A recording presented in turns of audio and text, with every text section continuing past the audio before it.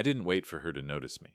The moment I saw her reflection in the glass door, her body pressed too close to a man who was definitely not me. I spoke before my rage could choke me. "Enjoying yourself, Margaret?" The words sliced through the dim bar like shattered glass.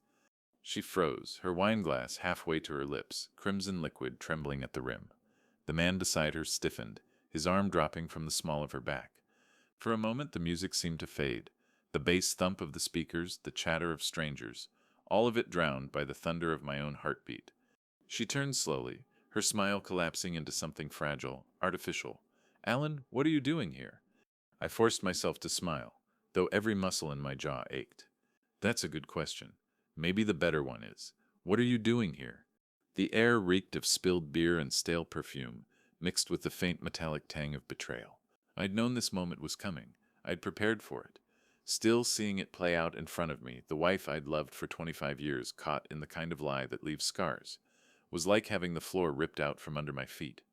The man, some slick-haired attorney type with a watch that probably cost more than my first truck, cleared his throat.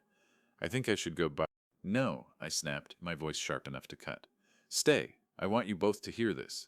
Margaret's hand trembled as she set down her glass. "Alan, you're making a scene." I leaned closer, my words low but venomous. "A scene? You mean like the one you've been staging for months? Acting like the devoted wife while sneaking off to play house with your daughter's husband?" Her face drained of color. The attorney Dan, my son-in-law, shifted uncomfortably, his polished confidence cracking just enough to reveal the guilt underneath. And in that instant, with the neon lights flickering over their guilty faces, I remembered something. The recording on my phone, 43 minutes of whispered schemes and mocking laughter I'd captured through an open window weeks ago. Proof. Irrefutable, damning proof. They didn't know I had it. Not yet. I straightened, my pulse steadying as a different kind of fire spread through me. Not grief this time, but cold, deliberate resolve. They thought they were in control. They thought they'd cornered me. But what they didn't realize was that every move they'd made was already on my chessboard. "Don't worry," I said, pulling my coat tighter around me as if to shield myself from the reek of their lies. "This isn't the end, it's just the beginning." And with that, I walked out, leaving them in the wreckage of their own silence, already planning how I'd burn their little empire to the ground. The night air felt sharp against my skin, as I left the bar colder than it should have been for late spring. Each breath stung, carrying the bitter aftertaste of betrayal, mixed with the perfume Margaret always wore, the same scent that used to cling to my shirt when she hugged me goodnight. Now it smelled like poison. As I walked toward my truck, memories began to claw at me. Uninvited. 25 years together. 25 years of dinners at our oak table, of shared vacations, of whispered promises in the dark. The oak table was still in our dining room, the one I'd built with my own hands back when I was a young contractor, sanding its edges smooth while Margaret brought me lemonade in the sweltering summer heat. That table was supposed to be our anchor, our reminder of where we started. Now it felt like a monument to a lie. I gripped the steering wheel so hard my knuckles turned white. Inside the cab, the smell of leather and sawdust, remnants of job sites and long hours, mixed with the faint trace of Margaret's vanilla hand lotion from the last time she rode beside me. She'd laughed that day, resting her hand on mine as I drove us to Brianna's college graduation. I'd thought we were happy. God, I was blind. When we met, I was 37, a man who had worked his way up from hauling concrete to running a small construction firm. Margaret was 22, full of fire and charm, the kind of woman who could light up a room just by stepping into it. She'd once told me she fell in love with my hands, hands that build things, that protect, she'd whispered during our honeymoon. Those same hands now shook with rage. I parked in our driveway and sat there staring at the house I had built. Every nail, every beam, every corner had been chosen with love. Margaret had picked the color of the shutters. I'd surprised her with the bay window she said she'd always dreamed of. That house was supposed to be our forever. But as I looked at it now, bathed in the pale glow of the porch light, it felt hollow. The wedding photo on the mantel would still be there. Margaret in ivory silk, me in a rented tux, both of us smiling like we'd unlocked some secret. My daughter's baby pictures lined the hallway. The sound of laughter once echoed in those walls, the smell of Christmas dinners, the warmth of Sunday mornings with pancakes on the stove. And yet, behind all of it, she had been plotting. I thought about the pocket watch sitting on my nightstand upstairs, the one my father gave me when I was 20, a reminder to never waste time on those who don't value it. I used to wind it every Sunday, a ritual Margaret teased me about. You and that old watch, she'd laugh, brushing her hair in the mirror. You love it more than me. The truth?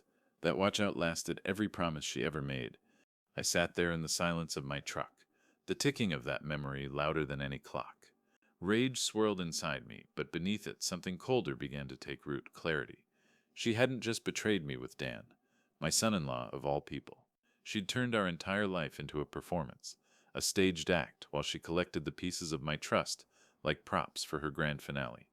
I couldn't stop seeing her face at the bar when I confronted her.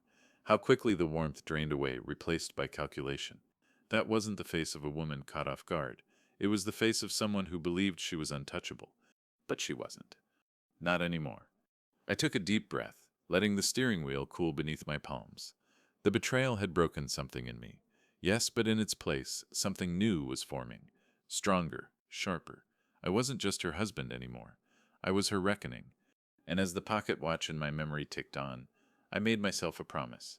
Margaret and Dan thought they held the advantage. But I already had the truth. And soon, the world would know it too. The house was dark when I stepped inside, but it no longer felt like home. The silence wasn't peaceful. It was thick, suffocating, like the walls themselves knew the secret I carried. I dropped my keys on the entry table, the sound echoing too loudly, and walked straight to the bedroom. There, on the nightstand, sat the pocket watch.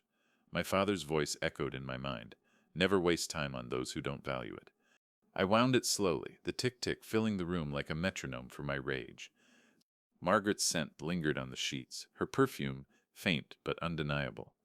Normally it comforted me. Tonight it made my stomach twist. I sat on the edge of the bed, gripping the watch until the chain cut into my palm. That's when I heard it. The soft buzz of her phone. She'd left it on the dresser, screen lighting up with a message. I shouldn't have looked. God knows I wanted to believe there was still something salvageable. But the truth doesn't wait for permission. Dan, he bought the act tonight. Don't worry, soon everything will be ours. The words blurred, my vision tunneling, rage pulsing hot behind my eyes. Bought the act, as if my entire confrontation at the bar had been nothing more than another scene in their performance. Another message appeared. Dan, by the end of summer, we'll have it all. His business, the house, the accounts. He won't even see it coming. I laughed then, a dry, hollow sound that startled even me, because they were wrong. So very wrong. I reached for the nightstand drawer and pulled out the manila folder I'd been hiding for weeks. Inside were copies of bank statements, property deeds, and the recording on my phone, 43 minutes of their whispered betrayal. I hadn't been sure what to do with it before. Maybe I'd hoped I'd never need it, but now it was ammunition. The detonator had been pressed. I could see the strategy forming in my mind, like blueprints on a drafting table. Step 1. Patience. They believed I was blind, naive, too trusting to suspect anything. I would let them keep believing that. Step 2. Documentation. Every word, every slip, every reckless mistake they made would be recorded. Step 3. Exposure. But not just to me. I placed the folder beside the pocket watch and stared at them both. The past and the present. The man who had built everything with sweat and love, and the man who now had to tear it down to reveal the truth. Margaret and Dan thought time was on their side, but the ticking watch reminded me it was mine. I stood, calmer now, almost eerily so. The anger was still there, but it had crystallized into something sharper, resolve. They wanted war dressed as a marriage. They'd get it. And when the world finally saw them for what they were, I wouldn't raise my voice, I wouldn't throw a punch. I'd simply hold up the evidence and let their own words destroy them. That night, as the watch ticked steadily by my bed, I whispered into the darkness, "Game on." The following morning, sunlight spilled through the curtains, painting the room in a golden glow that felt almost cruel. Everything looked the same. Our furniture, our photographs, our carefully curated life. But I knew the truth now, and the truth made it unbearable. I sat at the kitchen table, coffee steaming in front of me. The same oak table I'd built decades ago, sanded until the surface was smooth enough for Margaret to trace her fingers across it, smiling as she told me I was the man who could build anything. Back then, I believed her. Now, staring at the mug between my hands, I wondered if everything, every laugh, every kiss, every whispered "I love you" had been nothing more than scaffolding for the betrayal that came later. The folder of evidence lay on the table, mocking me. I flipped it open, scanning the transcripts of bank transfers, The printed screenshots of text messages, the notes I'd scribbled after overhearing suspicious conversations. Each page was a nail in the coffin of the life I thought I had. And yet, part of me hesitated. What if I was wrong to fight back? What if exposing them destroyed more than just their reputation? Brianna, my daughter, was innocent in all this, wasn't she? She didn't know her mother was sneaking behind my back with her own husband. If I revealed everything, she wouldn't just lose a father figure, she'd lose her entire foundation. My hands tremble as I reach for the pocket watch, its steady ticking filling the silence. My father's voice came back to me. Never waste time on those who don't value it. But what if valuing time also meant knowing when to let go? I closed my eyes, and memories flooded in. Margaret's laughter during our trip to Italy, her hand tucked into mine as we walked along cobblestone streets. Brianna as a little girl, running barefoot across the backyard, squealing with delight when Margaret and I chased her with sparklers on the 4th of July. Was I really ready to turn those memories into ashes? For a moment, doubt gnawed at me, whispering that revenge wouldn't give me back what I'd lost. It might only leave me with more emptiness. I almost shoved the folder away, almost convinced myself to burn it in the fireplace, to pretend I'd never discovered the truth. Then my eyes landed on the phone, still displaying the message Margaret had received the night before. By the end of summer, we'll have it all. All. That wasn't love. That wasn't marriage. That was conquest. The hesitation shattered like glass.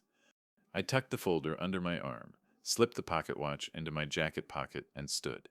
My reflection in the kitchen window looked older than I remembered, but sharper, harder. I wasn't the man they thought I was. I wasn't weak. I wasn't blind. And I wasn't finished. Before I tell you what I did next, let me ask you something. What would you do if the person you trusted most, the one you built your entire life with, betrayed you in the cruelest way possible? Would you forgive them, hoping the pieces could somehow be put back together? Or would you, like me, start gathering those pieces into a weapon? Because the truth is, betrayal changes you. It doesn't just hurt, it reshapes you. And once you see the mask slip, once you realize the smiles and the I love yous were lies, you can never unsee it. Tell me in the comments, would you walk away quietly, or would you fight back? The days that followed felt like I was living two lives. By morning, I played the role of the dutiful husband, the man who watered the garden, paid the bills, answered polite questions about neighborhood projects. Margaret still kissed me on the cheek when she left for errands, her lipstick faintly staining my skin, and I let her, but by night, I became someone else entirely. The folder of evidence grew thicker each evening. I downloaded copies of her text messages from the cloud, recorded late-night phone calls when her voice dipped to a whisper, and tracked the way her smile appeared more in Dan's presence than in mine. Every detail mattered. Every pattern told a story. The pocket watch never left my side. I carried it in my jacket like a talisman, winding it at exactly 8 p.m. each night. Its tick-tick reminded me that time was no longer their ally. It was mine. One night, while Margaret pretended to attend her book club, I parked down the street from Dan's house. The neighborhood was quiet, save for the hum of streetlights and the occasional bark of a restless dog. Through the half-drawn curtains, I saw them together, her hand brushing his shoulder, his arm wrapped around her waist. The sight should have broken me. Instead, it fueled me. I pulled out my phone, pressed record, and captured every word that floated out of the open window. Their voices carried, "Soon he'll sign everything over without even realizing it," Dan said, his tone slick and confident. Margaret's laugh followed, sharp and bitter. "He's too trusting. He built his empire with his hands, but he doesn't have the mind to protect it." I gripped the steering wheel so tightly I thought it might crack beneath my fingers. Too trusting. That's what she thought of me. But trust, once broken, doesn't vanish. It transforms into strategy, into vengeance. The next morning, I sat at the kitchen table, sipping coffee while Margaret hummed as she prepared her toast. She moved through the kitchen like nothing was wrong, like the night before had never happened. And I matched her performance, smiling at the right times, asking about her day, pretending to care about her meaningless errands. Inside, I was memorizing every detail. Her purse sat on the counter, the same one I'd bought her for our anniversary. I noticed the faint bulge of a folder inside. Later, when she left for her meeting, I checked bank documents, property appraisals, even a draft letter with my forged signature. The betrayal was no longer hidden. It was printed in black and white. That evening, I met with my lawyer, a man I'd trusted for over a decade. We reviewed the deeds, the business records, the prenup Margaret had long forgotten existed. His expression hardened as he flipped through the papers. They don't have a legal leg to stand on, he said finally. But if you want them exposed, not just stopped, you'll need patience and precision. Patience, precision. Two words that had built every house I'd ever constructed. Two words that would now dismantle Margaret's lies. I drove home under the weight of the decision I'd made. No more hesitation. No more doubt. I wasn't going to confront her again with words she could twist or tears she could fake. No, this time I would let her dig her own grave. As I pulled into the driveway, the porch light flickered above me. Margaret waved from the window, a practiced smile on her face. She thought I was still her blind, loyal husband. I smiled back, pocket watch ticking in my hand. She had no idea that her countdown had already begun. The strange thing about betrayal is how ordinary life continues around it. The mail still arrives, the grass still grows, neighbors still wave as if everything is fine. Margaret and I hosted dinner for Brianna one evening. My daughter sat at the same oak table where she'd done homework as a child, unaware of the storm brewing above her head. She laughed, chatting about her work, while Margaret played the role of loving wife and devoted mother. But I noticed the way Margaret's eyes flickered toward her phone every few minutes, as though waiting for a message she couldn't ignore. I caught a glimpse once, Dan's name lighting up the screen before she quickly flipped it over. The pocket watch ticked steadily in my jacket pocket. A reminder her time is running out. Later that night, when Brianna hugged me goodbye, I lingered a moment longer than usual. I wanted to tell her everything, to warn her that her mother and her husband were conspiring against us both. But the words caught in my throat. Not yet. If I moved too soon, Margaret and Dan would wriggle free, twisting the truth into something unrecognizable. So instead, I smiled, kissed my daughter's forehead, and let her leave, still innocent of the poison in her own home. Once she was gone, I returned to the living room. Margaret was cleaning up the dishes, humming softly. I stood in the doorway, watching her, the picture of domestic calm. If I hadn't known the truth, I might have believed she was still the woman I married. But the hum cracked when her phone buzzed again. She glanced at it, and for just a second her mask slipped, a smirk, a private smile meant for someone else. Dan. I turned away before she saw me watching. The following week I began laying the groundwork. I met discreetly with accountants, secured copies of every financial record Margaret had attempted to tamper with. I moved assets quietly, making sure she couldn't touch them, and all the while I played my part, bringing her flowers one day, complimenting her dress another, letting her believe I was still in the palm of her hand. But cracks were forming. Dan was careless.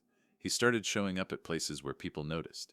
A colleague mentioned seeing Margaret and Dan together at a restaurant across town, leaning too close, laughing too freely. Gossip spreads fast, and I let it. I didn't need to fuel the fire. I only needed to let them light the match themselves. At home, I noticed Margaret growing bolder. She left documents in drawers she thought I'd never open, whispered calls she assumed I couldn't hear. Each mistake added to my arsenal. The pocket watch became more than a reminder. It became my compass. Each night as I wound it, I imagined its ticking as a countdown to the moment everything would collapse. But there were nights when the doubt crept back in, when the memories of our life together gnawed at me. I'd lie awake beside her, listening to her even breathing, and wonder if I was becoming someone else entirely. Was I still the man who built homes with his hands, or had betrayal turned me into something colder, harder? Then I'd remember Dan's words from that recording. By the end of summer, we'll have it all. And just like that, my resolve sharpened again. The game was shifting. They thought they were tightening the noose around me.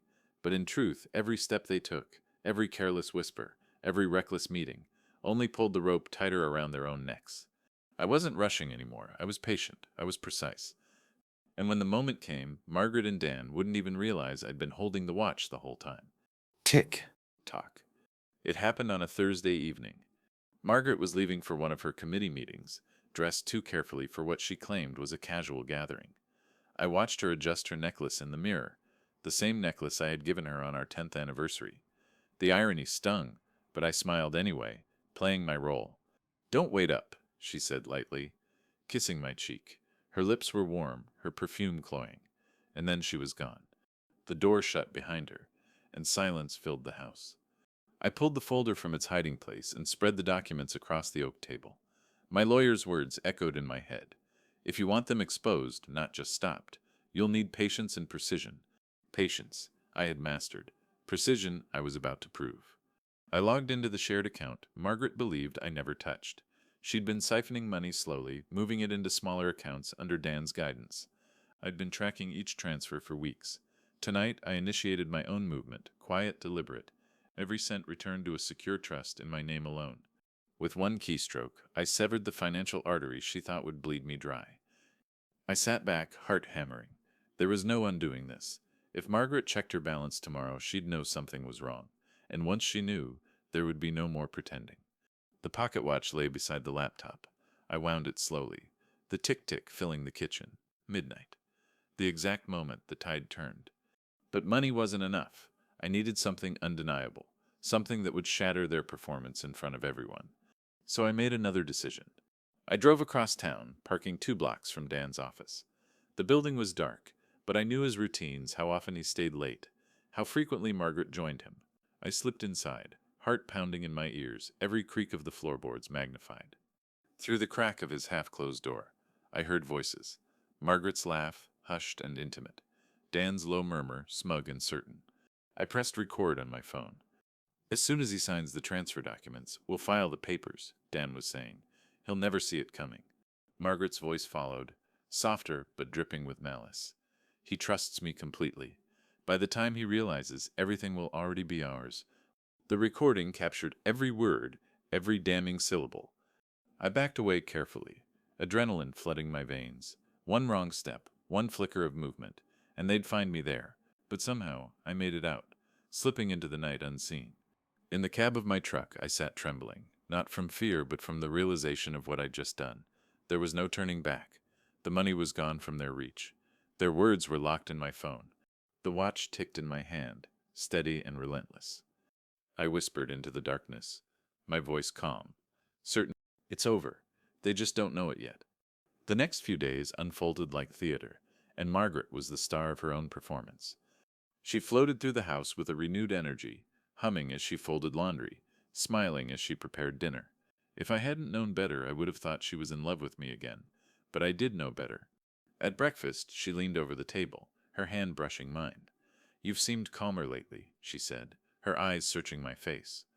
I gave her a small smile, feigning the tired wariness of a man too blind to notice betrayal.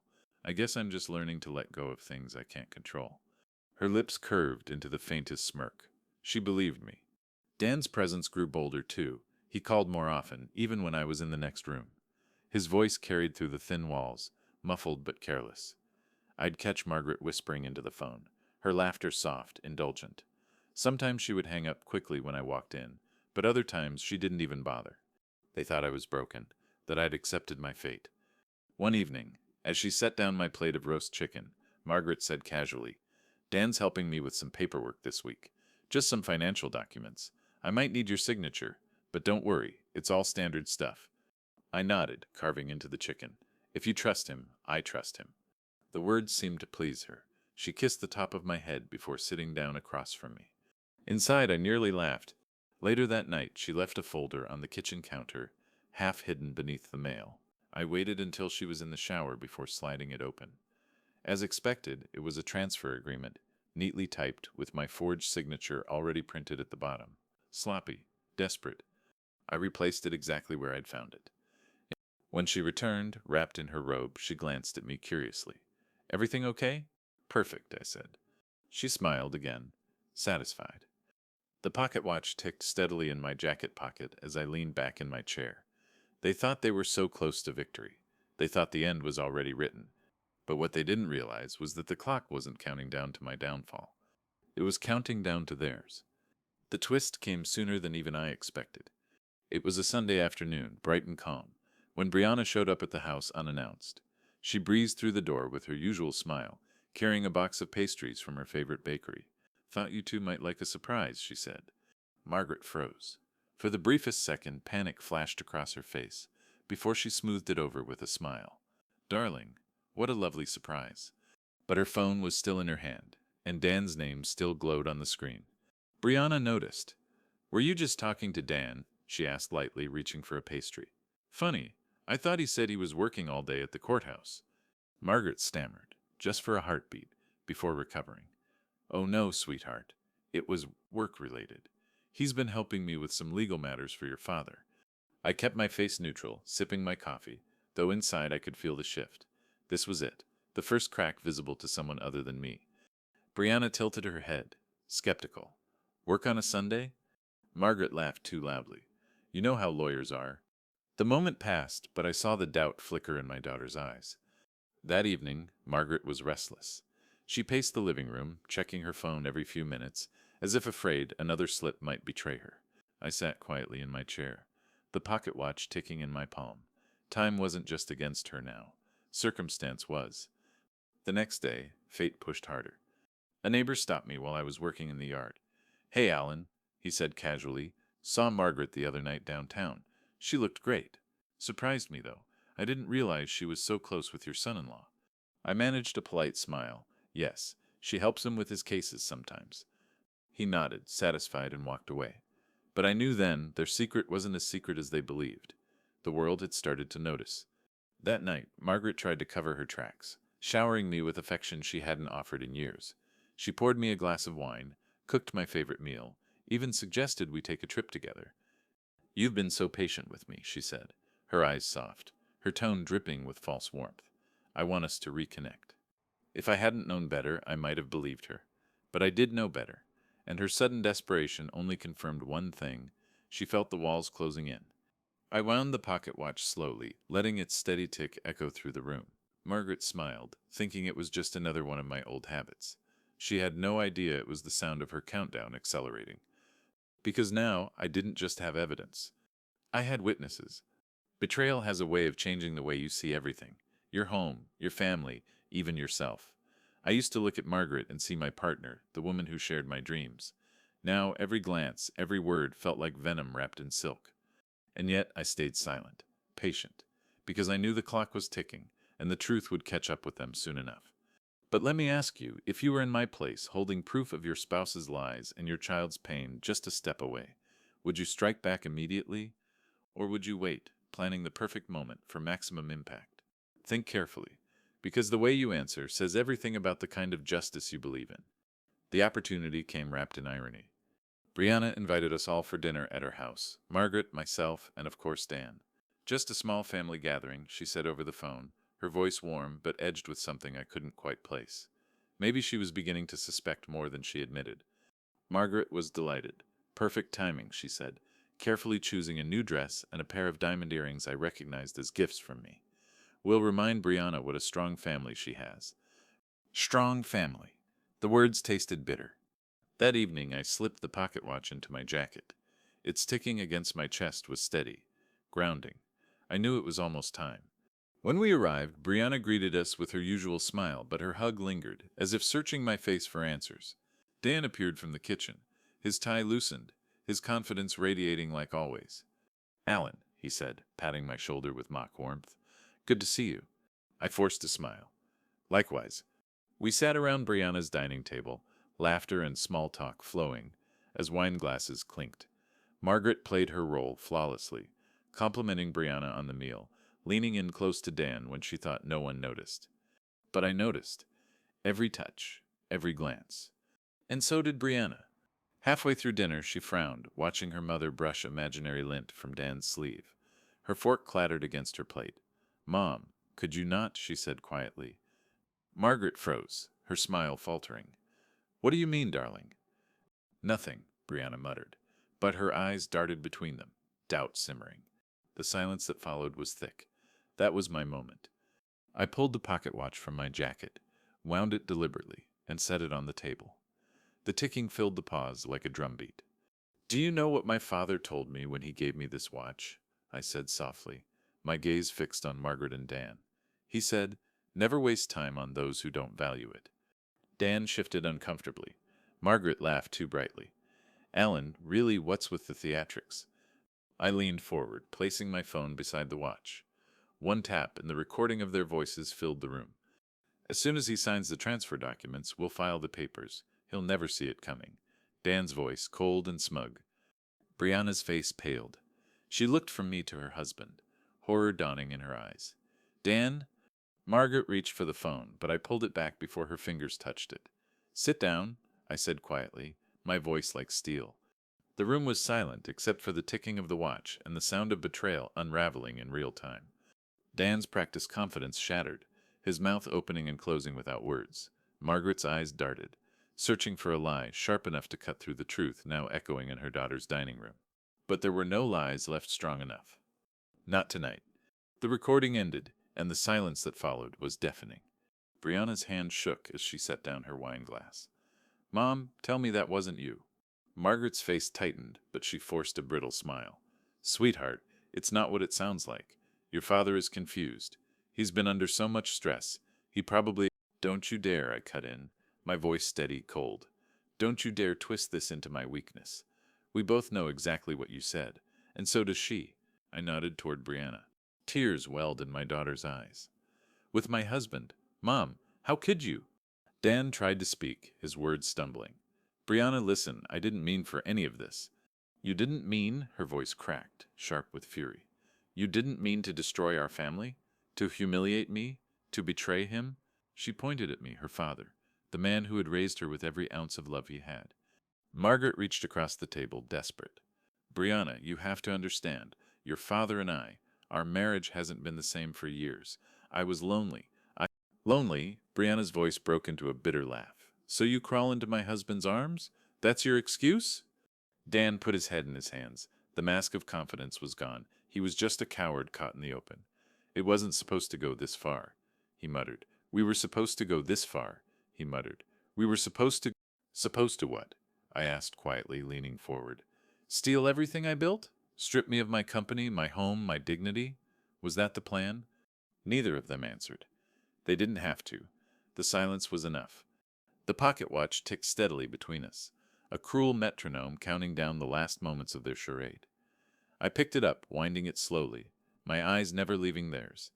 This watch, I said, my voice calm, has measured every second of my patience, every lie, every betrayal, and tonight it marks the end. Brianna stood abruptly, her chair scraping against the floor. Get out, she whispered, her voice trembling with rage. Both of you, out of my house, out of my life. Margaret's face crumpled, but she saw in her daughter's eyes what I had already known. There was no forgiveness waiting. Not now, not ever. Dan tried to reach for Brianna's hand, but she recoiled as if his touch burned. Don't you dare touch me, she spat. I slipped the pocket watch back into my jacket, stood and looked at them both one final time. The truth always keeps time, I said softly. And yours just ran out. Margaret sobbed. Dan stared at the floor. But me, for the first time in months, I felt free. The fallout was swift, brutal, and irreversible. Brianna threw them both out that night.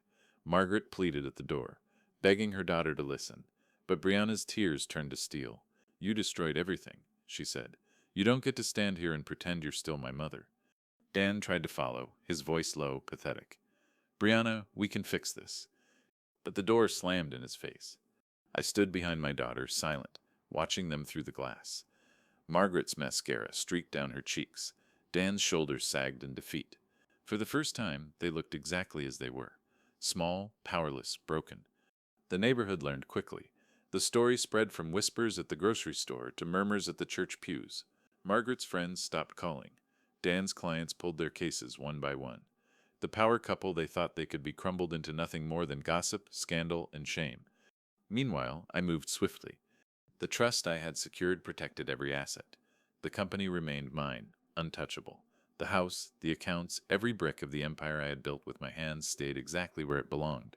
My lawyer filed paperwork ensuring Margaret's betrayal left her with nothing but her name, and even that tarnished. Dan fared no better. His firm dissolved under the weight of the scandal. His reputation was shredded, not by my words, but by his own voice echoing on my recordings. He became the lawyer who schemed against his own father-in-law. No one wanted him representing their interests. For me, the strangest part was the quiet. I sat one evening at the oak table, the house empty but peaceful. The photographs still lined the walls, memories of a family I once believed was whole. They didn't mock me anymore. They reminded me of what I had survived. I placed the pocket watch on the table and wound it. The tick-tick filled the room, steady and calm. My father's words echoed, "Never waste time on those who don't value it." I had wasted enough. Margaret called once, weeks later. Her voice was broken, stripped of the confidence she once wielded like a blade. "Alan, Please, we can talk, can't we? I listened to the silence after her plea. Then, without a word, I hung up. Dan never called. He vanished into obscurity, dragging the wreckage of his choices with him. Brianna came to see me often. Her pain was raw, but there was strength in her, too. She sat across from me at the oak table one afternoon, tears shining in her eyes. "Dad," she whispered, "how did you know? How did you stay so calm?" I placed the pocket watch in her hand. She held it gently, listening to its steady rhythm. "Because time," I said, "always exposes the truth. You just have to be patient enough to let it." She nodded, and for the first time since the nightmare began, she smiled. That night, as I lay in bed alone, the house didn't feel empty anymore. It felt cleansed. Justice wasn't loud. It didn't need to be. It ticked quietly, steadily, just like the watch, until everything false had run out of time.